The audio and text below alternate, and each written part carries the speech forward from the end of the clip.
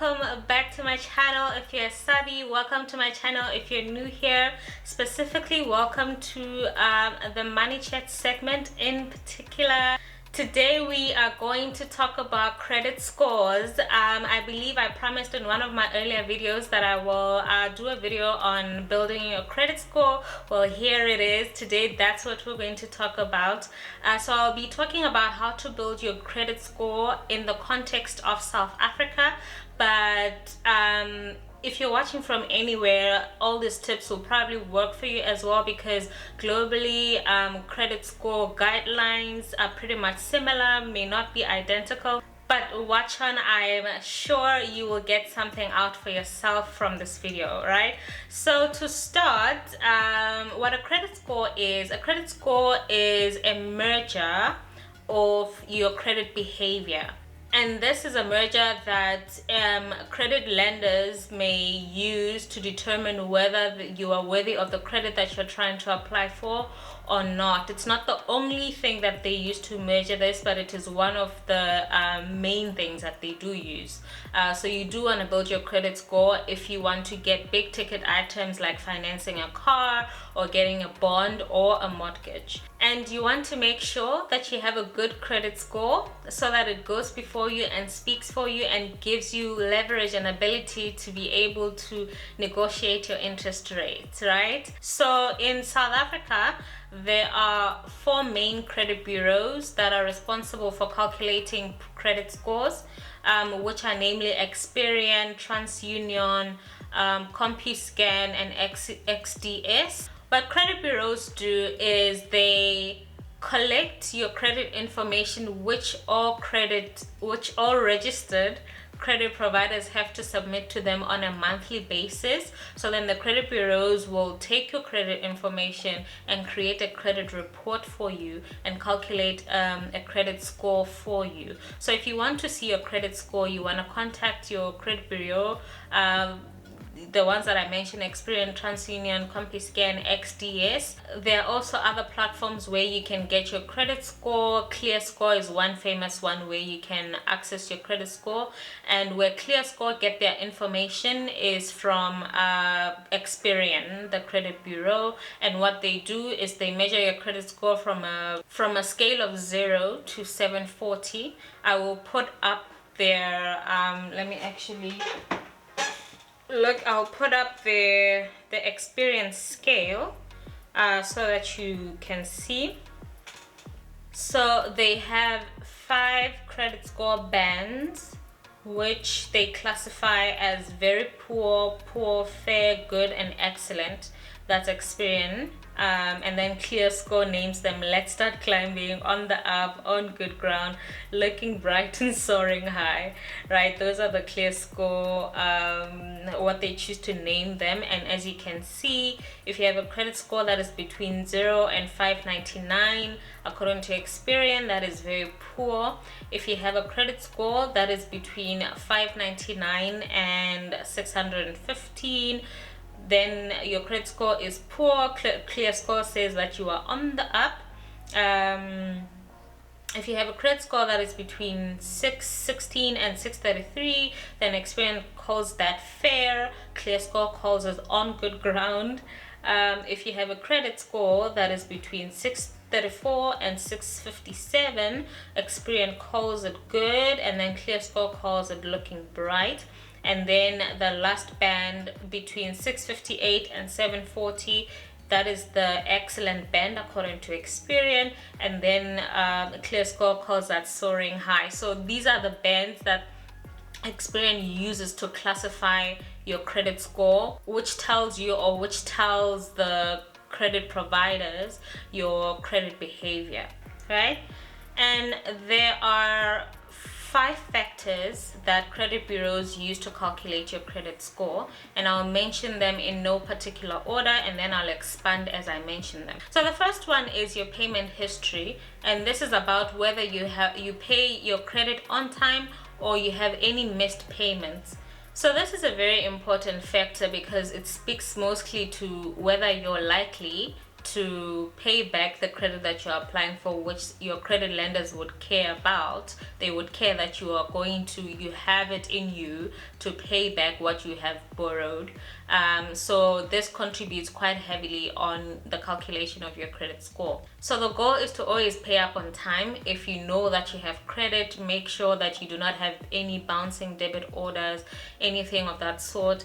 If you have a missed payment, this becomes a stain on your credit report, and this is like an abomination in the credit world. So this is something you want to avoid at all costs. The next factor is the amount in debt or amount owed and your credit usage. They do go together. So this is just a measure of how much in debt are you, and how much debt is available to you, and how much of the debt that's available to you do you actually utilize, which is the credit usage. I think I've talked before in my other video. I was talking about how to manage a credit card. I mentioned a bit about this to say that you want to keep your credit usage to somewhere below 30%. 30% is the sweet spot. If you use a lot of the credit that is available to you, then this shows the credit lenders that you are a person who's very dependent on credit and may be living a bit beyond your means, and you are a higher risk that you may come to a point where you're not able to pay up the credit that you owe. So the goal here is to ensure that you do not have high amounts of debt, and you do not use up too much of the credit that is available to you, which is mainly calculated based on your income versus your expenses. So if you're gunning for big ticket items like a car or a mortgage or bond, you don't want to appear as a person who borrows way beyond what they can manage, or a person whose lifestyle desperately depends on credit, right? Another factor that credit bureaus use to calculate your credit score is amount of new credit applications or new credit. So if in a short space of time there are a lot of credit applications against your name or against your ID number, what this shows to the credit lender is that you are, or credit provider, is that you may be very desperate for credit, and you may be experiencing financial pressures, and therefore you might be high risk. And this may make them a little hesitant or apprehensive in giving you credit, or if they do give you credit, they might give you at a much higher interest rate because they might classify you as higher risk. So you don't want to be haphazard in making credit applications. You want to be mindful when you make credit applications to be sure that it is exactly what you're doing them because you need, for a certain need or for a certain purpose. Don't just do it willy-nilly, because it will knock your credit score. So what you want to do there is to avoid too many credit applications against your name in a short space of time. The fourth factor that credit bureaus use to calculate your credit score is the length of your credit history, and I think that is self-explanatory. This is the amount of time that you have serviced some form of credit, and the longer you have a credit history, the better. So for me personally, this is the one factor that I did not get right, because I spent a lot of my young adult life running away from credit like it's the plague. So for me, this did not work in my favor. I only started building my credit score just in 2021. Can you believe? At my big age in 2021, that's the time I started building my credit score, and this was because my husband and I were starting to talk about buying a house. So I noticed that just running away from credit is not going to work for me. But let me actually show you guys my credit score now. Let's get up close and personal.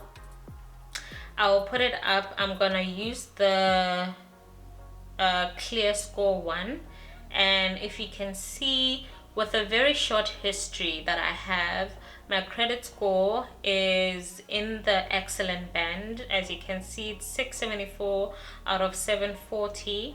And Clear Score says that the South African average is 561, which when we go back to the Experian band, 561 falls under the very poor credit score. And then apparently the average credit score in the area that I live in is 614, which under the Experian band is still poor, but Clear Score calls this on the up. So people in my area are building up towards good credit. So I still managed to get a good credit score, even though I did not have a credit history, or I have a very short credit history of about 2.5 years now. So while this is a factor that matters, it shouldn't daunt you. You shouldn't feel discouraged. Still start, and you can pretty much quickly build up your credit score to a good and stable level. You'll find that you'll just never reach the maximum, like 740, if you do everything else right, and that's because you might have a short credit history. But as long as you have an excellent credit score, I think that's good enough. So if you're like me and you ran away from credit until such a point where you're a big adult now and you need to get into things like buying a house or getting a bond, don't feel daunted. You can still get it to a good point that can allow you to bargain with your credit lender to negotiate your interest rates. The fifth and last factor that credit bureaus use to calculate your credit score is your credit mix, like the type of credit that you have. Do you have secured credit or unsecured credit? Unsecured credit are things like retail cards or clothing accounts and credit cards, whereas secured loans are things like your mortgage or car finance. So these are things that have security or that have collateral on them. Collateral is something that is pledged against a loan that can be forfeited in the event that you do not manage to pay back your loan. So a car finance, that's obvious. Your bank can repossess your car if you no longer keep up with your repayments.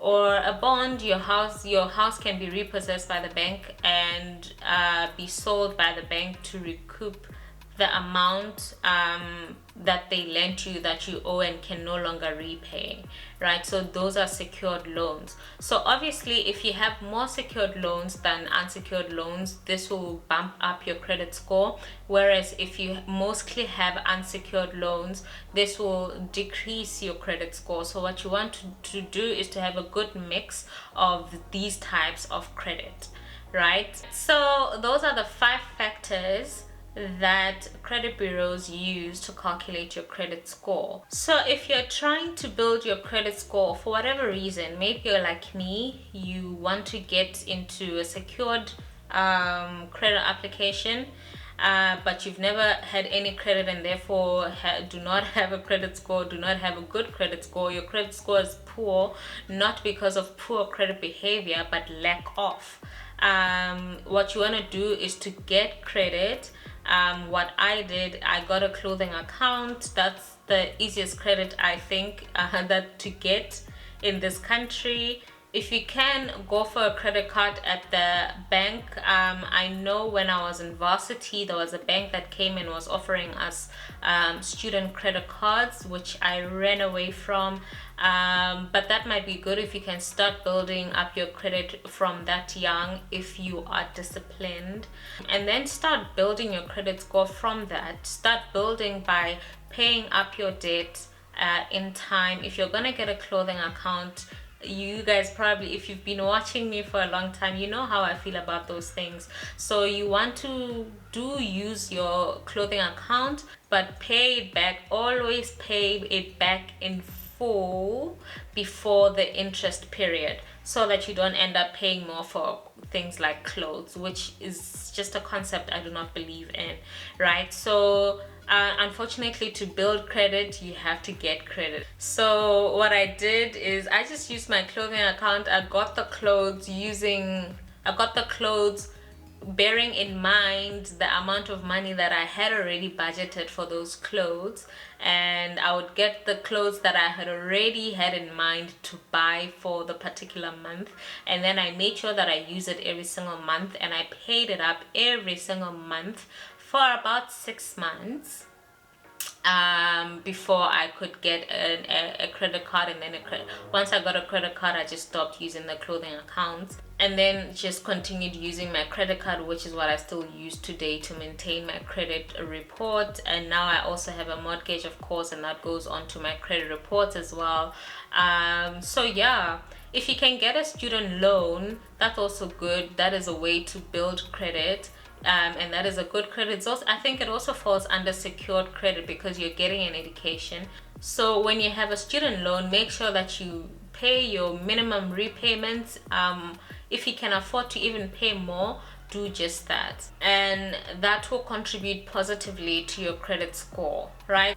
And another thing, all the bills that you have, like your cell phone contract bill and whatever, those things may not directly improve your credit score, right? But you still want to make sure that you pay your bills on time so that there's no judgment against your name, because once there is, that is going to knock on your that is going to decrease your credit score quite significantly if you have any judgments about non-payment against your name, right? Guys, I hope that this information has been very helpful. I hope that you now have good insight of how to build your credit score from 0 to 674. I'm joking. But yes, I think I'm a good example that it is actually possible to build a credit score in a short period of time. I only have a credit history of about 2.5 years, and I was able to build my credit score to, as you have seen, the excellent band according to Experian and Clear Score. So if you're in a position where you currently have a bad credit score due to not having credit, I hope that this video will help you, give you insight on how to actually build your credit score, what factors to look out for, and what you need to do. And the simple thing to do is just to pay up your minimum repayments in time and in full wherever possible, and your credit score will improve. Guys, I hope this has been a useful video to you. I hope that the information in this video will help you in whatever way. Please leave a comment for me. Please let me know, do you have any credit blunders? Have you found yourself in a position where you needed to save your credit score? Were you like me? Did you run away from credit and had a poor credit score as a result? What is your credit score story? Please let me know. I would really appreciate it. If you liked this video, please actually like it, and if you liked me, please subscribe. Please do subscribe, and please share this information with your neighbor, with your sisters, your brothers, you know, everybody. I think this is very important information to know. As you have seen, the general credit score in South Africa is not looking good. I think that shows to or points to a need for this information to be shared or to even be discussed to start with within our circles. So please do share this information. And yeah, I think that is it for me for today, guys. I'll see you in the next video. Thank you for staying up until this far. Bye.